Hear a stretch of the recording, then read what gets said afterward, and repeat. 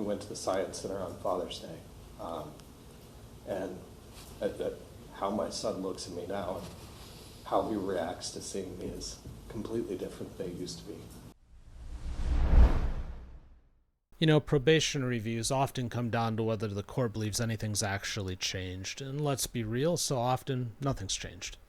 But here we've got a military veteran facing 86 days of a suspended jail sentence. But what he brings to the court, unlike so many others, isn't excuses. Instead, he's bringing 8 months of sobriety, daily AA meetings, VA treatment, and a really different-looking life at home. Watch how the judge responds when, for once, he's seeing accountability turn into actual visible progress. My name is Dan. This is the Courtroom Files. We're here on 25 CR 1466, Jason Cole. I sentenced you on March 26.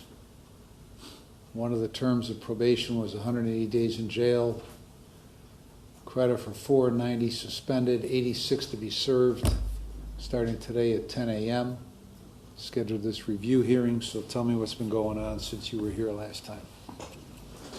Yes, Sean. I have been going to AA 7 days a week and attended therapy weekly, and then also been going to marriage counseling with Ashley. I moved back into the house in early April, and life's going a lot better. Our home life is good. We're working to rebuild, spending a lot of quality time with my son and Ashley. I've gotten my life back on track. Got my 8-month sobriety coin a couple weeks ago. Have my next one coming up soon. My entire life's changed in the past 8.5 months, but the last 3, been a much more present father and husband, and I'm actually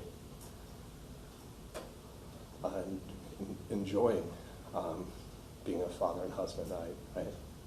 We went to the Science Center on Father's Day, and how my son looks at me now and how he reacts to seeing me is completely different than they used to be. How me and Ashley talk and communicate and just discuss things, even if we disagree, has completely changed. My entire life has changed in the last 9 months. Your Honor. What are you doing work-wise now? I'm consulting with HR Methods still, and have been for the last 3 months, so it's commission-based. So I've went to 4 events, have a few clients, but been interviewing for a non-consulting job. I've applied to 127 jobs. I've got a offer for Aerofluid products, but I also have another offer that's being verbally extended today at 11. And then 2 more companies on final interview or the offer stage as well. Your Honor. All right. Do you your counseling, is that through the VA? Yes, Your Honor. What do you do? Tell me what it is. So my therapy through the VA is EMDR therapy. So it's actually going back and not only discussing the traumatic situations in Iraq and also coming home, but also finding healthy ways to cope with them. So not just talking about the situations that have happened, but also trying to change the narrative in a way.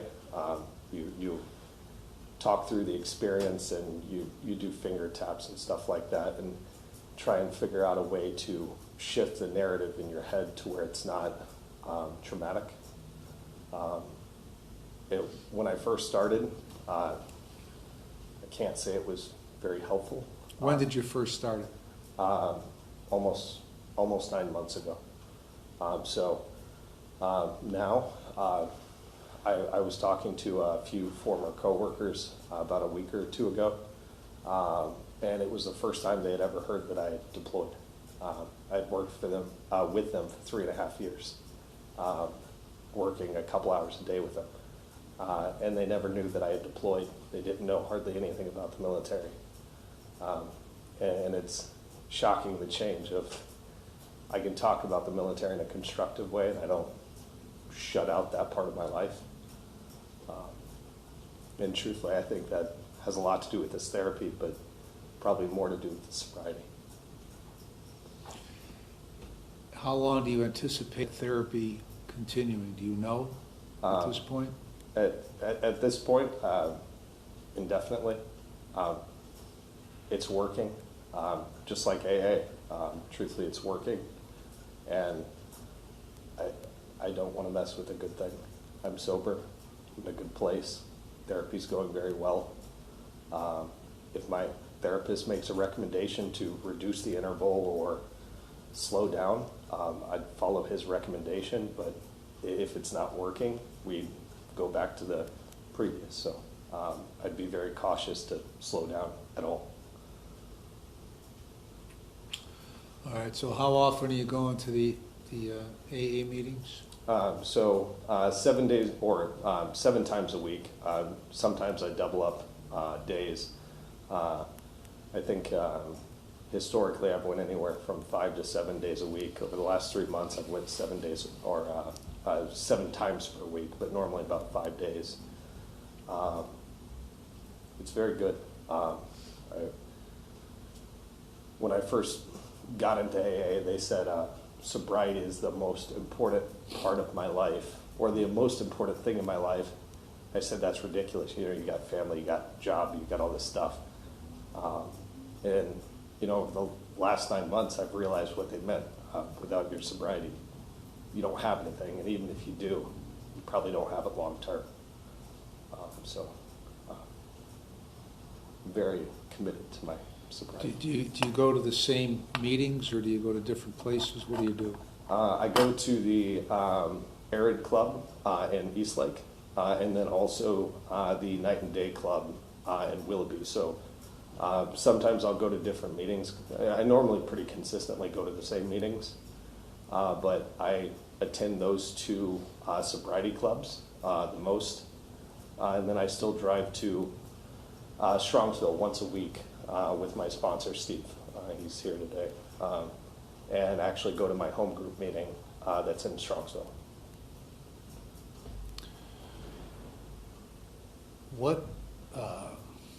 What observations have you made about some of the other folks at the AA meetings?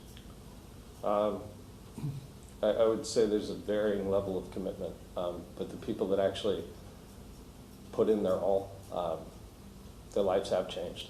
You know, when I first got there, it's funny. I walked in and I was in, you know, not a good place mentally, and everybody's laughing and joking and smiling, and you know, it was completely different than what the movies portray it as. And over the last 9 months, I've gotten to know people a lot better. And some of the people I look up to the most have had exceptionally turbulent pasts. And I've realized how much they've changed their life and didn't let their past adversity define them, but never forgot it. And that's why I'm going to remain committed to AA. Truthfully, I'm sober. I have no intention of ever drinking again. But I know if I go to AA, I can make sure I never drink again. All right, Ms. Warren, anything you want to add? Your Honor, has been compliant with probation. He reports as when he needs to. If you're unscrewed to the negative, he provides verification of all services that the court requires. There's been no issues on probation. How do you find her to be? Great. Very, very helpful. And very attentive to not only compliance with the court, but also making sure that home life is good too. Okay. Mr. Brown, anything you want to say? I don't know that there's much more I can say. Judge, it appears he's in full compliance. Night and day between where he was back in October of last year. Judge, I'm asking the court to continue him on community control, allow him to continue the path towards progress and success that he's on. All right, I will vacate the 86-day sentence. It was to begin at 10 o'clock this morning, and you're continued along the same terms of community control, and keep doing what you're doing, because if it's working, obviously you know to keep on doing it. So, Yes, sure. all right, good luck. Thank you, Judge.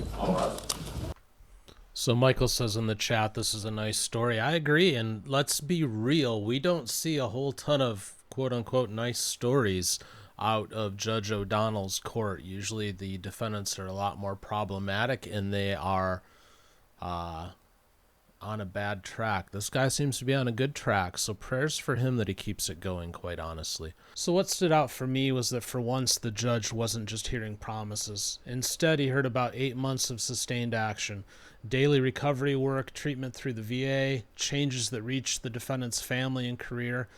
And that's really different from just hearing something like, I'll do better. So I liked it, but I'm curious to know what you think. So take a moment, let me know down in the comments. And if you enjoyed this video, why don't you check out one of the two that's on your screen right now. Thank you so much for watching.